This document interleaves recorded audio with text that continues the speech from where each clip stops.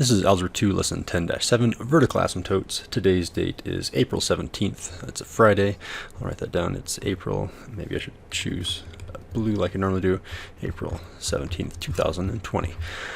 Our objective today is to determine if the y value to the left and the right of the vertical asymptote goes to positive infinity or negative infinity. And I'll unpackage what the heck I'm even talking about there in a second. So first of all, we're trying to figure out if I'm going to a positive, if I'm going up. So whenever I see positive infinity, I kind of just reinterpret that as the word up. Am I going up?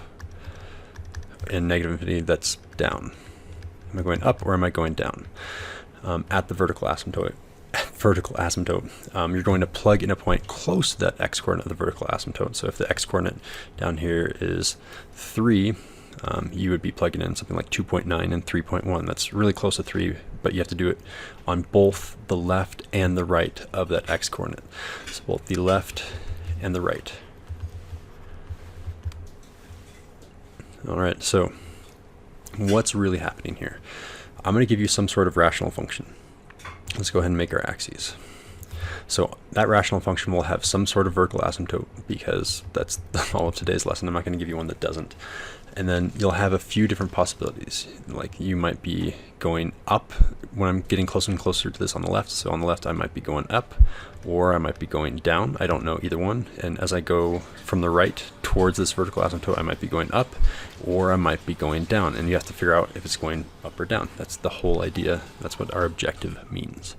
So how do we do that? Let's do example 1. What's going on in terms of what are these choices even saying here? So A is saying, hey, as I go to the left, I'm going down. As I'm going to the right, I'm also going down. So let's go ahead and reinterpret what negative infinity even means. So whenever you see that, automatically in your head say, okay, that's down. That's down. And this is down. This is up, etc., etc. I'm not going to fill those all in because you can probably figure out what it's asking for there. So let's draw a picture of what A is asking. By the way, if you notice, A, B, and C, A, B, C, and D are the same thing as A, B, C, and D for the next problem. So I'm not going to redraw them again. But if I'm going from the left, I'm going down. So from the left, I'm going down. And from the right, I'm also going down. So a picture of A looks like that. And I guess the asymptote is right here. B is going to be down and then up. So down and then up. Then it's going to go up and up, and up, and then up and then down. So up and down. So how do we figure this out? We're going to plug in a point that's really close to 3 into this this function here. So what's a point that's on the left of 3? Again, left will determine this whole part right here. What's left of 3? 2.9. And you could have chosen 2, but the closer you are to 3, the more accurate you'll be. And I only care about if I'm going up or down. I don't care about the number. Another way of saying that is I only care about the sign. I don't care about the magnitude. So let's plug in 2.9. So if I'm going, this is me doing the left. And I'll do the right, hopefully over here if I have enough room. So when I plug in 2.9, I get 2.9 quantity squared minus 1, and that's all divided by 2.9 minus 3. So I only care about if it's positive or negative. So the top, this is basically 3, right? 3 squared is basically 9. 9 minus 1, that's positive. So the numerator is positive. What about the denominator? This is the thing that's really going to change. So 2.9 minus 3. I could have chosen any number. Maybe I should have just chosen 2 because it's easier. But if you go too far away, it might not be accurate. So pretend that this is 2. I could have gone far away in this one. It would have been the same answer. 2 minus 3 is negative 1. And 2.9 minus 3 is negative 0.1. The main thing is it's a negative. Okay, and then the new question for you guys is, what is a positive divided by a negative?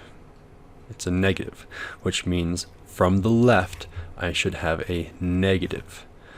So it's between A and B. It can't be C or D because it's saying on the left it's going positive, on the left it's going positive. Okay, now let's do the other one, right.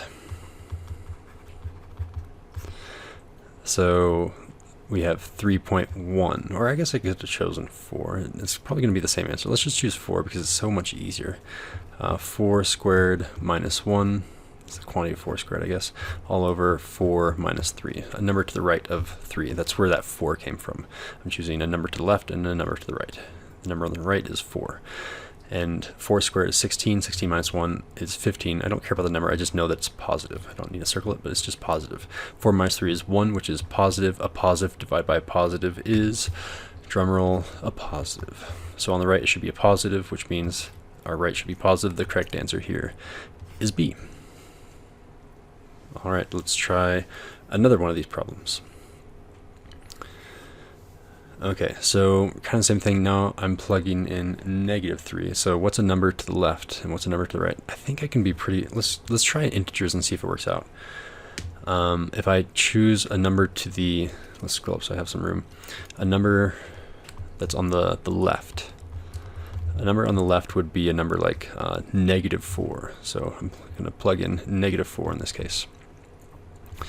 So when I plug in -4, it's going to be -4 squared, which is positive 16. Anything squared is always a positive. -4 times 6 is -24 plus 8. That's all divided by, and then -4 plus 3. Now it's time to do a little bit of reducing. 16 minus 24 is -8. Oh, shoot. So I got 0. That's not good. So we had to choose a number that is slightly closer to -3. -4 is too far away, and we got a 0. So that's, I can't use -4. So we'll have to undo that.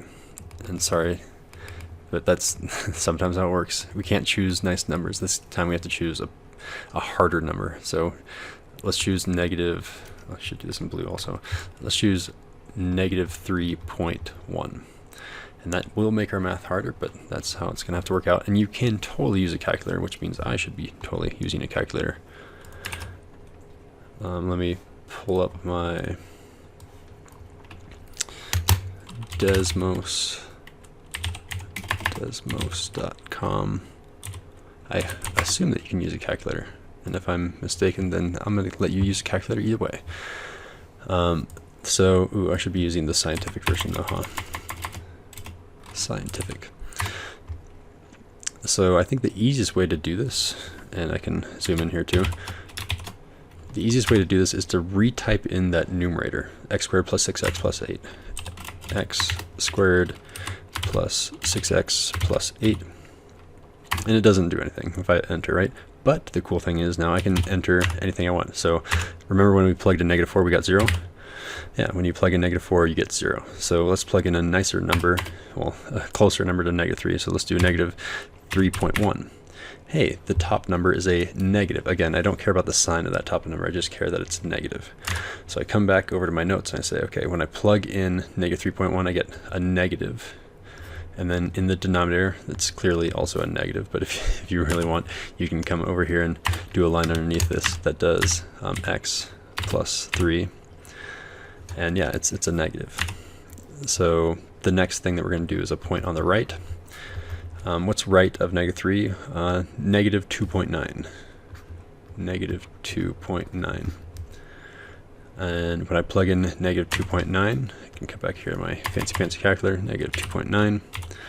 And I get a negative over a positive. So this is going to be a negative over a positive.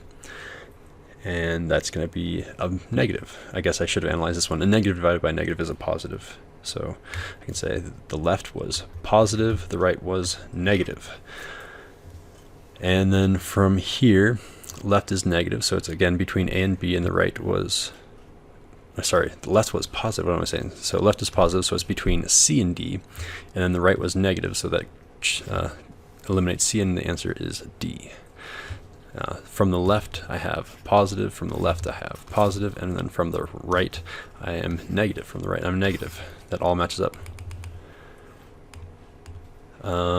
Yeah, so I'm realizing also there might be even another shortcut. I probably could have entered back here, instead of doing these as two different lines, I could have done it all in one step. So here's the shortest shortcut I have. I'll make this a fraction, so x squared plus 6x plus 8, and then that's all divided by x plus 3. And then now I can just type in any number like negative 2.9, and I'll see the whole thing, is it negative or positive? There's no need to do a fraction. I could have done negative 3.1, and oh, now the answer is positive. So I guess the key part is knowing that you're just plugging in a number close to negative 3 on the left and close to negative 3 on the right, and then figuring out if that means you're going to negative or positive infinity. That's all I have for you guys today. Slightly over 10-minute lesson. Homework you do not need to work on yet unless you want to. I think that it might be prudent to do the homework earlier just so that you don't forget this. The homework is officially going to be started on Monday. Yeah, I'll see you guys around. Have a nice weekend.